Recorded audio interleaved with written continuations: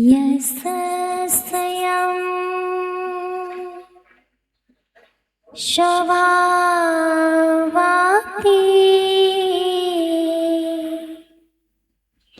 रवावे कृष्णे कर्मणः तस्मै संज्ञाने रूपाय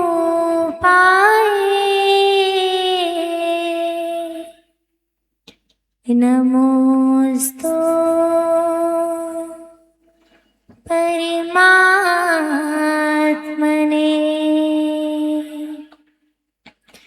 गुरु अर्हत गुरु सिद्धा गुरुराचार्य पाठिका गुरु साक्षात् परम साधु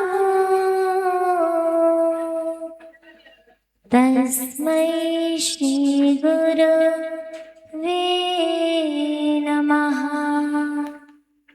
तस्मै श्री गुरवे नमः। जय बोलिए अनंत अनंत सिद्धि परमेष्टि भगवान की।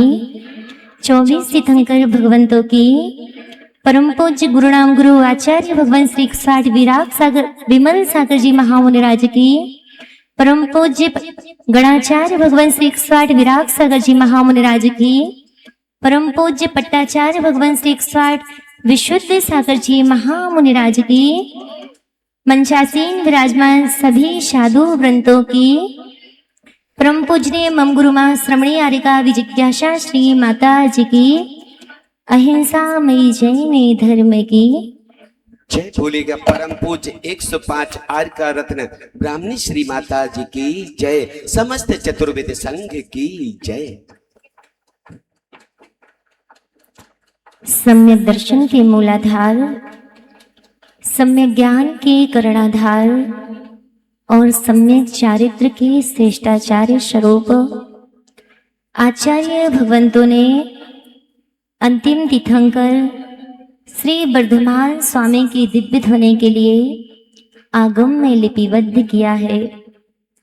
आचार्य बादीव शिव सूरी छत्र चूड़ामणि ग्रंथ के अंदर लिखते हैं, साधु नाम दर्शनम पुण्यम तीर्थ भूतादि साधवा काले ने फलती तीर्थम शक्त्या साधु समा गया। आचार्य भगवान उस गाथा के माध्यम से कहते हैं कि अनेक तीर्थों की वंदना करने का फल तो हमें हो सकता है आगामी भवों में प्राप्त हो, परंतु इन निर्ग्रंथ मुनिराजों के दर्शन करने का फल हमें तत्क्षण ही प्राप्त होता है।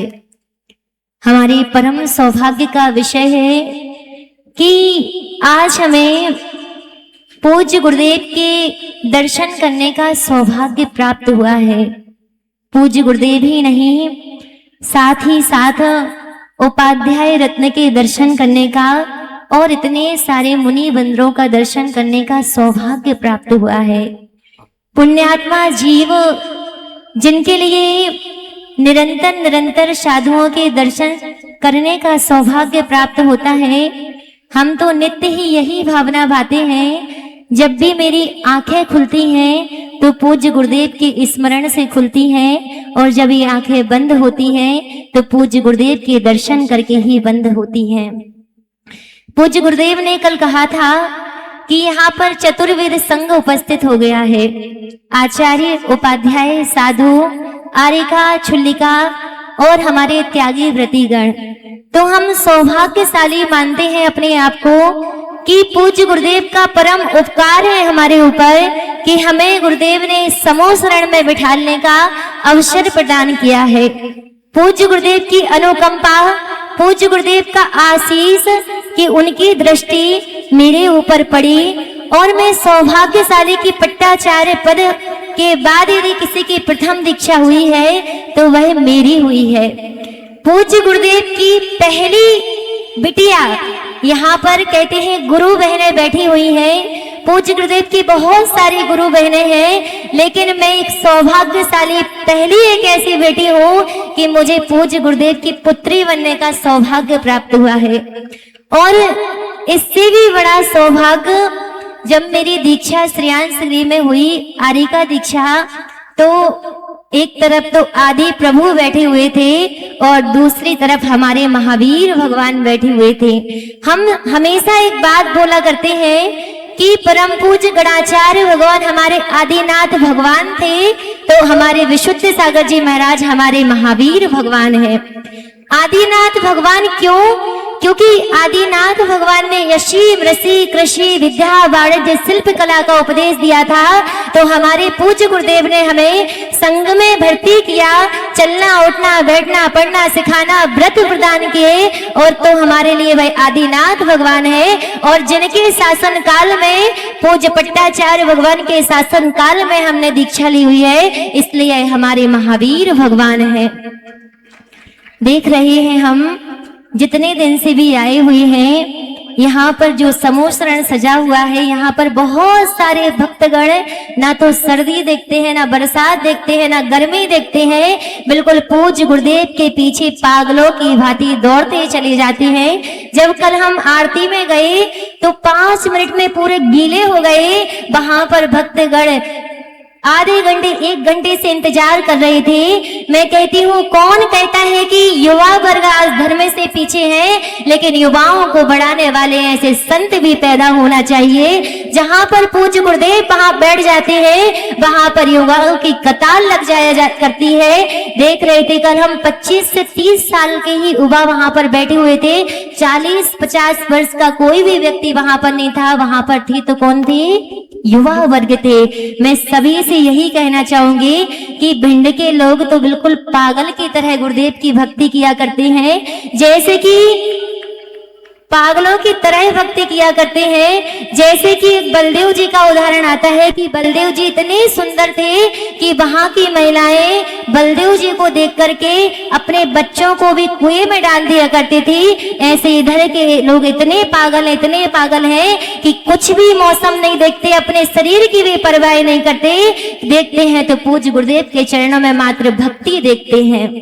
ऐसी अद्वितीय भक्ति भिंड के लला की कौन है? आचार्य भिंड के लला है, भिंड के हैं ये लला, इनमें है बहुत बड़ी कला। ये करते हैं लोगों का भला, इसलिए जगत में है इनका बड़ा ही जलवा। ऐसे पूज्य गुरुदेव आज हमारा सौभाग्य है और हम तो बड़ा गर्व महसूस करते हैं कि पूज्य गुरुदेव ने हमारा नाम ब्राह्मणी श्री रखा है।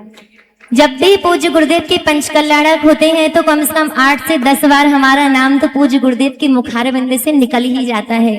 जब हमारी दीक्षा होनी थी तो हम माता जी से बोलते थे कि माता जी मेरा नाम ओम श्री रख देना, तो माता जी बोलती थी क्यों?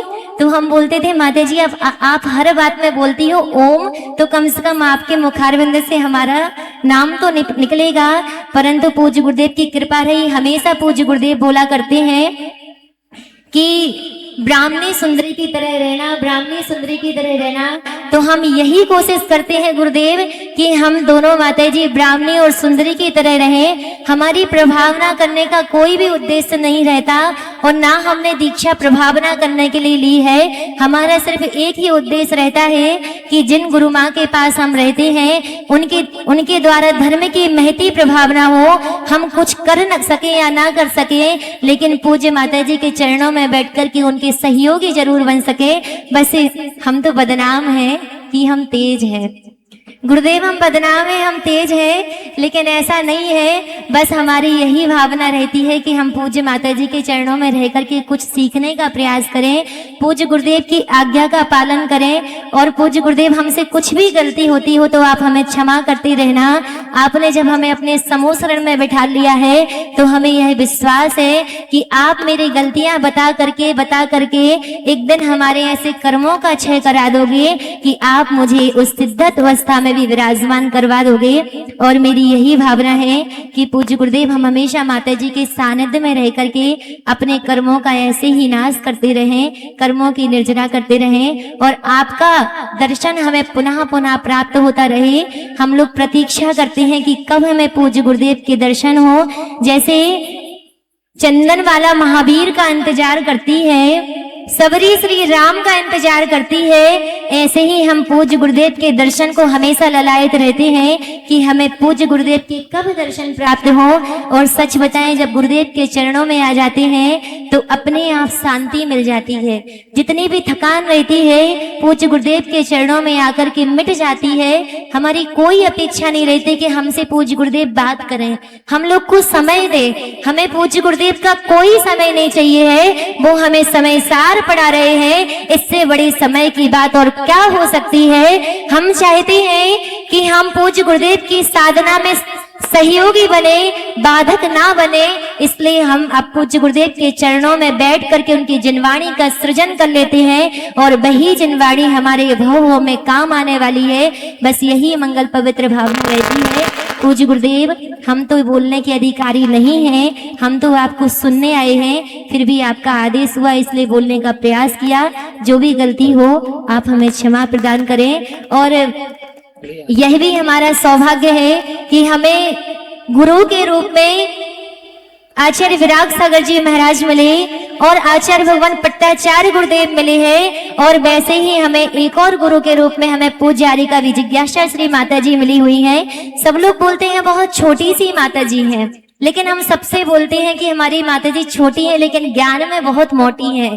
पूज्य माता जी के पास जब हम रहते हैं हम देखते हैं कि माता जी हमेशा शास्त्रों का अध्ययन करती रहती हैं। उनको ज्यादा समाज के लोगों से मतलब नहीं रहता है। किसी ने कहा प्रवचन कर तो प्रवचन कर देती हैं। जैसे पूज्य गुरुदेव रहते हैं उसी तरह पूज्य माता जी भी रहती हैं। और माता जी से जब हम लोग पूज्य गुरुदेव से मिले हुए थे सागर में, तो आचार्य श्री चल रहे थे और माता जी पीछे पीछे चल रही थी। तो माता जी बोलती देखो देखो सेम सेम हाइट है, आचार्य श्री की भी इतनी सी हाइट है और हमारी भी इतनी सी हाइट है। बड़ी प्रसन्न होती है। तो हम हमेशा कहते हैं माता जी जैसे आचार्य श्री छोटी काट के हैं लेकिन संसार में महती प्रभावना कर रहे हैं, बड़े कमाल कर रहे हैं, ऐसे ही आप छोटी सी हाइट की हो लेकिन ऐसे ही आपकी धर्म की प्रभावना निरंतर वृद्धिगत होती रही। यही मंगल पवित्र भावना है। जय बोले परम पूज्य आचार्य भगवान श्री 108 विशुद्ध सागर जी महामुनि राज की, परम पूज्य उपाध्याय रत्न मुनिवर श्री 108 विनिश्चल सागर जी महामुनि राज की, समस्त साधु वृंदों की, परम पूजनीय आरिका 105 विजिज्ञासा श्री माता जी की जय। बोलिए आचार्य श्री विशुद्ध सागर जी महाराज की जय। हमारे बीच में प्रोफेसर प्रभास कुमार जैन अजमेरा साहब पधारे हैं। प्रियंक जी अजमेरा पधारे हैं। बुआएं गुरुदेव के चरणों में श्रीफल श्रद्धा फल अपनी प्रणति निवेदित कर लें और आकर के श्रीफल श्रद्धा फल समर्पित कर लें। और त्रिलोक तीर्थ खेकड़ा से, बड़ा गांव से, चातुर्मास से तो हमारे बड़ा ब्रह्मचारी भैया नबी जी पधारे हैं, उनकी कमेटी पधारी है। मैं चाहूंगा बुआएं और श्रीफल श्रद्धा फल समर्पित करके आशीर्वाद प्राप्त कर लें। हाँ, प्रभास जी भिंड, प्रभास जी जैन अजमेरा, प्रियंक जी अजमेरा, बस इतने लोग ही आइएगा ताकि फिर हम आगे। हाँ बोल दिया मैंने नवीन भैया। आचार्य श्री के चातुर्मास के हेतु आप निवेदन करने आए हैं, पधारे हैं। हाँ रवि सेन जी भिंड आ जाए। चलिए अहम निवेदयामी, हाथ जोड़ लीजिएगा आप सभी लोग।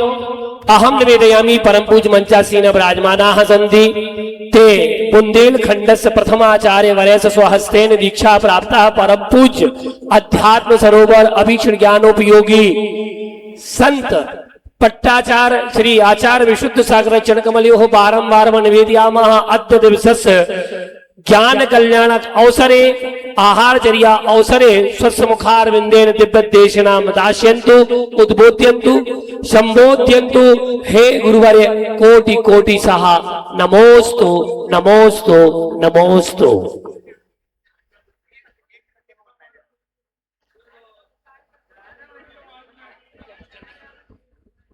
बोले गुरुदेव आचार्य श्री विद्याभूषण सन्मत सागर जी महाराज की जय।